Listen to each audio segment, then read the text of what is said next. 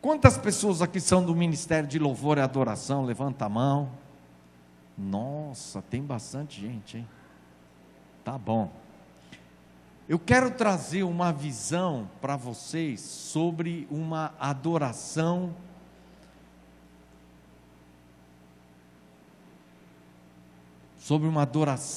bíblica. Eu tenho feito alguns estudos e montei um curso sobre teologia da adoração.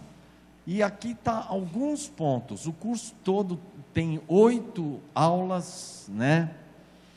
E quem sabe, nós temos um curso de louvor e adoração. Tinha uma pessoa que estava interessada a gente trazer o curso aqui para Manaus. Quem sabe, se vocês quiserem, a gente traz para Manaus. Mas é difícil, viu, montar uma turma, não é mole. Mas é um curso de 2 anos, uma vez por semana, 2 aulas. Mas aqui em Manaus, nós teríamos que fazer um final de semana, 8 aulas, 8 horas de aula, uma vez por mês. Eu mandaria um professor aqui para... E os nossos professores, o melhor do curso não é o currículo, é os professores. Eles são muito bons mesmo, e a maioria deles são pastores e ministros de louvor. Então são pessoas que têm uma visão de adoração e têm uma visão de igreja. Adoração, ela começou no Éden. O Éden era um lugar sagrado onde o homem se encontrava com Deus. Não havia um culto de adoração, mas tudo glorificava a Deus. Os animais, a natureza, o homem, tudo glorificava a Deus. John Whitfield, ele define a adoração como uma resposta celebrativa ao que Deus tinha feito, está fazendo e promete fazer. Então, adoração é uma reação àquilo que Deus já fez, que Ele está fazendo e que Ele irá fazer. E naquela época, no Éden, toda a criação, tudo que havia sido criado, como no Salmo 19 diz, né? Que os céus proclamam a glória de Deus. Você não ouve som nenhum, não ouve palavra nenhuma, mas por todo lado você vê a glória de Deus, e toda a criação então fluía na adoração, pois refletia a glória de Deus. Se alguém perguntasse a Adão, quando é que você adora a Deus? Você tem um momento que você para e fica adorando a Deus? Sabe qual a resposta que ele daria? Ele diria assim: quando que eu não estou adorando Deus? Eu estou adorando Ele andando, trabalhando, tudo que eu faço o tempo todo glorifica a Deus. Adoração é vida com Deus, é viver para a sua glória. Amém? Olha só, o Gênesis 3:8 diz assim: ouviram a voz do Senhor Deus que andava no jardim pela viração do dia. Eu peguei só um pedaço do versículo 8 do capítulo 3. E aqui ele fala que lá pelas 18 horas, na viração entre o dia e a noite, o homem se encontrava com Deus. Agora a gente para um pouquinho para pensar, como era esse encontro entre Deus e o homem? Era uma coisa que não tem como explicar. Porque quando você entra na presença de Deus, sabe, eu acho que você sai da terra, você sai de si, e você fica totalmente tomado pela presença de Deus. Era uma intimidade que o homem tinha com Deus. Então, de tudo que acontecia lá no Éden, talvez o momento mais importante, o momento mais precioso que tinha ali no Éden, era esse encontro entre Deus e o homem. Era um momento inimaginável, quer dizer, nós aqui nunca experimentamos e nunca vamos conseguir experimentar o que Adão experimentava lá no Éden. Sabe, o Éden não era um lugar chato, um lugar sem graça. Por que que não era? Porque tudo refletia a glória de Deus. E quando o homem se encontrava na presença de Deus, sabe, era algo assim que extrapolava qualquer coisa que um ser humano poderia experimentar. Por isso que é um momento que nós não podemos imaginar, mas podemos dizer que era uma coisa tão maravilhosa, mas tão maravilhosa, que aquilo podia durar o dia, a noite, anos e anos. O homem nunca se cansaria de estar na presença de Deus. Agora, tudo muda drasticamente por causa do pecado. Sabe por que nós não conseguimos mais, e nós vamos ver isso, nós não conseguimos mais entrar na presença de Deus? Por causa do pecado. O pecado criou uma separação entre Deus e o homem.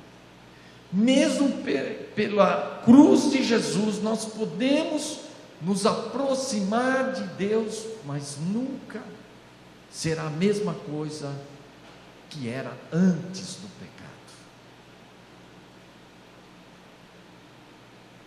Agora olha o versículo 3:8 inteiro.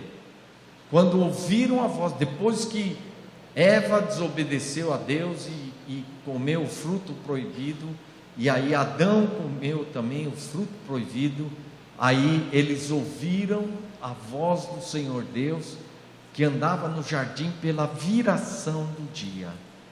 O que aconteceu? Eles se esconderam do quê?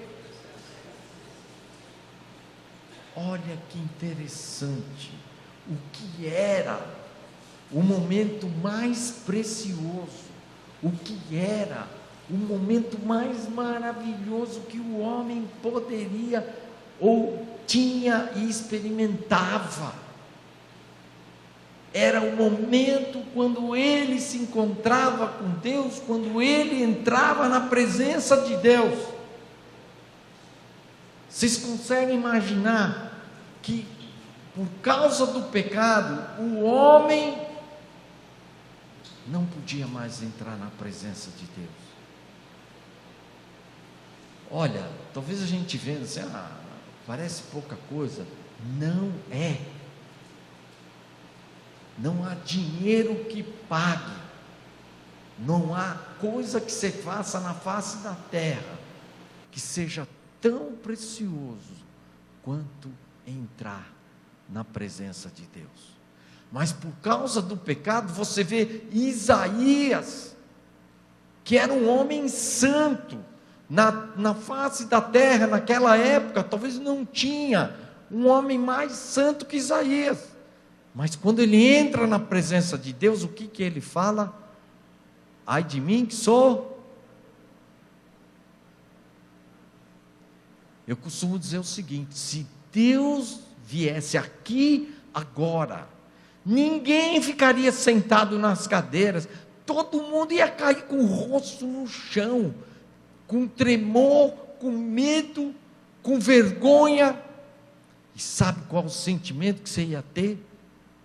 Uma consciência tão grande que você não presta, você é um miserável, você é um perverso. Aí você pensa: não, eu não. Tem um livro chamado A Neurose da Religião, que eu estudo muito com os líderes, e ele chama o homem, que o homem tem uma perversidade. Ele fala que o homem tem um Hitler dentro do coração. Ele fala, não, eu não sou tão ruim assim. É porque você nunca foi humilhado, nunca foi perseguido, nunca foi esmagado, ao ponto que você pode chegar de querer matar alguém. Tenho um amigo que é peruano, ele foi para um centro de treinamento missionário. Apareceram os revolucionários, tupamaros, lá nesse centro, bateram em todo mundo, chutaram. O cara pisou na cara do meu amigo, cuspiu na cara dele, xingou, chutou ele, ofendeu. Foi embora. Sabe o que aconteceu, meu amigo? Ele queria se alistar no exército peruano para matar esses caras. E o cara estava num centro de treinamento missionário para salvar vidas. Você fala, eu não, você sim. Você não é melhor do que ninguém.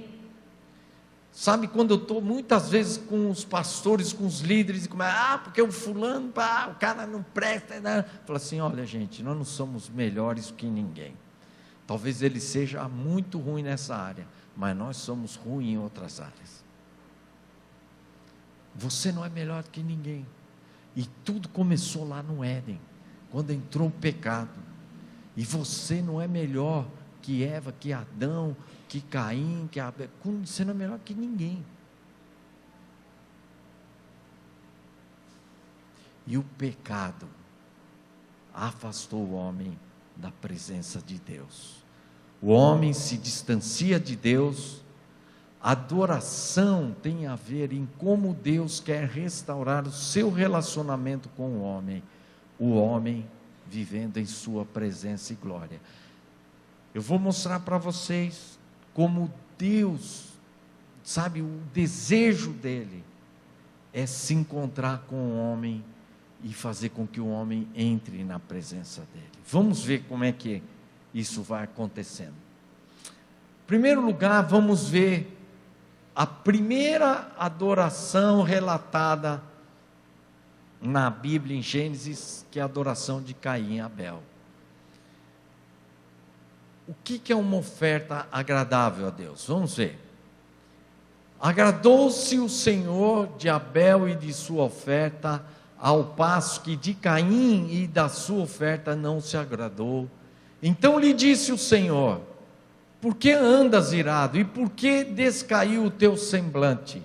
Se todavia procederes mal, eis que o pecado jaz à porta, o seu desejo será contra ti, mas a ti cumpre dominá-lo. Eu acho que vocês já ouviram falar de que Deus se agradou da oferta de Abel, porque Abel deu um cordeiro, que é a criação de Deus. E Caim deu o quê? O fruto da terra, que veio do suor do homem. Então muitas pessoas explicam isso, mas se você ler o texto, você vai ver o seguinte: Deus se agradou o quê? De Abel e da sua oferta. Não é só da oferta, é de Abel e da sua oferta. E Deus não se agradou do quê? De Caim e da sua oferta. Não é interessante? E quando Deus olhou para Caim, por que Deus não se agradou da oferta de Caim? Porque Deus já via o pecado batendo a porta do coração dele. Você pensa que Caim matou ali naquele momento Abel? Não, ele já estava com o pecado ali, e Deus falou: olha, estou vendo que você vai fazer besteira,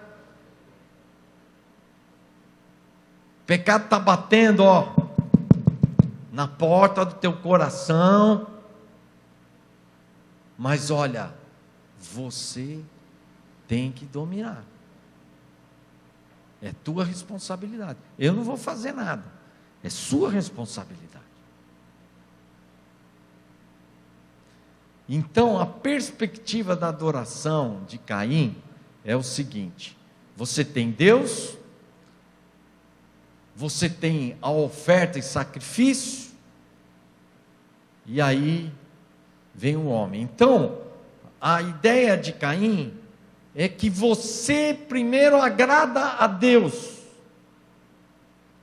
com a sua oferta e o seu sacrifício, e aí Deus vai se agradar de você, aí Deus vai te aceitar. Essa é a perspectiva de adoração de Caim. A perspectiva de adoração de Abel é diferente. É Deus, o homem e a sua oferta. Então Deus primeiro vê o teu coração, e aí Ele vai olhar a sua oferta. Um cara pode, que nem aquela viúva pobre, ela deu, sei lá, vamos dizer assim, 20 centavos, e ali tinha gente rica, deu 5 mil, outro deu 10 mil, um deu 1.000, outro deu 500, todo mundo achando que estava abafando. Aí Jesus falou o quê? Coração. Essa mulher aqui foi a que adorou mais. Por quê? Porque ela deu tudo. Então, você pode trazer uma Ferrari aqui e falar: eu vou dar de oferta para Deus. Deus vai se agradar de mim. E você está fazendo mentira, está roubando, o dinheiro veio de verba corrupta, caixa 2. Você acha que Deus vai aceitar a sua oferta? Mas todo mundo, vai achar que maravilhoso. Aí vem o irmãozinho e vai dar R$1. Deus vai olhar o coração dele e falou: esse aqui verdadeiramente me adorou. Vocês estão entendendo?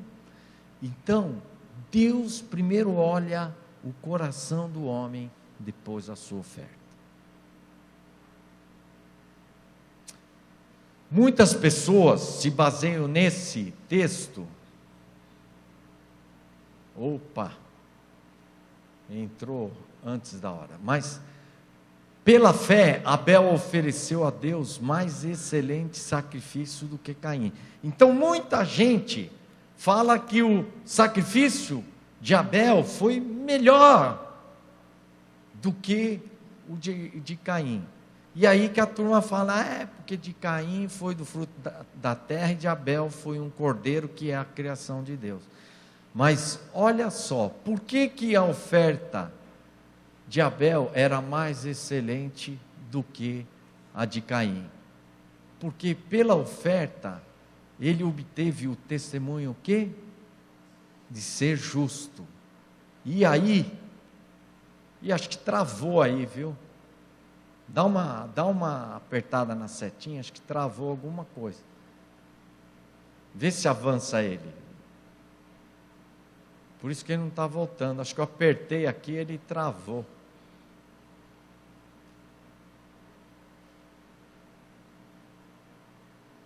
Travou, né? Aí. Pela qual obteve testemunho de ser justo, tendo a aprovação de Deus, o quê? Primeiro, o que é? Testemunho de que ele era justo. E porque ele era justo, Deus aprovou o quê? A sua oferta. Deus olha, presta bem atenção, essa frase é muito importante. Deus olha a nossa adoração através da lente do coração do adorador, do seu caráter, mais do que pela lente da oferta e do sacrifício. Então, quando você vai trazer algo de oferta, de adoração a Deus, você pensa, olha Deus, eu estou dando isso aqui. Primeiro Deus vai olhar o seu coração. Se você lá fora está mentindo, está sendo desleixado, está sendo um péssimo testemunho, você pode dar a oferta que você quiser dar aqui, Deus não vai se agradar. Vocês estão entendendo? Porque Deus olha primeiro pela lente o quê? Do coração e do caráter do adorador, mais do que da oferta. Quando o coração do adorador é puro e ele vive uma vida de justiça, Deus se agradará de sua adoração. Essa outra fase é muito importante. A adoração nunca estará dissociado do coração e do caráter do adorador. Então a gente acha que a gente pode adorar a Deus de qualquer jeito. Não. O pecado foi que tirou o homem da presença de Deus. Afastou o homem da presença de Deus. O pecado jamais vai agradar a Deus e pode oferecer a oferta que quiser, se você estiver andando em fornicação, em lascívia, em mentira, pornografia, e isso, aquilo. Deus não vai se agradar da sua oferta, nem da sua adoração. Por quê? Porque a adoração nunca está dissociada do coração e do caráter do adorador. Amém? O maior problema da adoração, então, é o quê? É o pecado no coração do homem.